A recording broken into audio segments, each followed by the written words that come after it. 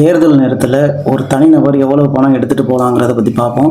அதுக்கு முன்னாடி நம்ம சேனலை மறக்காமல் சப்ஸ்கிரைப் பண்ணிக்கோங்க.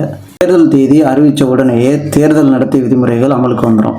தேர்தல் ஆணையம் வெளியிட்ட ஸ்டாண்டர்ட் ஆப்ரேட்டிங் ப்ரொசீஜர் படி ஒரு தனிநபர் 50,000 வரை எந்தவித ஆவணமும் இல்லாமல் எடுத்து செல்லலாம். இந்த தொகைக்கு மேலே இருந்தால் மட்டும்தான் பறக்கும் படையினர் விசாரணை செய்வார்கள். 50,000க்கும் குறைவாக இருந்தாலும் பிடிக்கிறாங்க அப்படின்னா, ஒருவேளை நீங்கள் அந்த பணத்தை வேட்பாளருக்கோ அரசியல் கட்சிக்கோ கொண்டு போகிறீங்கன்னு சந்தேகம் வந்தால் மட்டும்தான் அந்த பணத்தை பறிமுதல் செய்வாங்க. இந்த பணத்தை பறிமுதல் செய்யாமல் இருக்கணும்னா நம்மக்கிட்ட அந்த பணத்துக்கு உரிய ஆவணங்கள் இருக்கணும். உதாரணத்துக்கு நீங்கள் ஒரு பொருளையோ அல்லது ஏதோ ஒன்று விற்றுட்டு நீங்கள் காசு கொண்டு போகிறீங்க அப்படின்னா அதுக்கான பில்லு உங்ககிட்ட இருக்கணும். உங்கள் வங்கி கணக்குலேருந்து பணம் எடுத்துகிட்டு வர்றீங்கன்னா withdraw slip, bank passbook, ATM slip உங்கள்கிட்ட இருக்கணும். இல்லை மருத்துவ செலவுக்காக பணம் எடுத்துகிட்டு போகிறீங்கன்னா மருத்துவமனை ரசீதுகள் உங்கள் கையில் இருக்கணும். திருமண செலவுக்காகனா திருமண அழைப்புதல் உங்கள் கையில் இருக்கணும். ஒருவேளை நீங்கள் ஃபினான்ஸ் கம்பெனியில் வேலை செய்கிறீங்கன்னா கஸ்டமர்கிட்ட கலெக்ஷன் வாங்குறீங்கன்னா உங்ககிட்ட கம்பெனி ஐடி கார்டு, உங்கள் கம்பெனியோட RBI approval letter, customer collection data, bills இதெல்லாம் உங்ககிட்ட இருக்கணும்.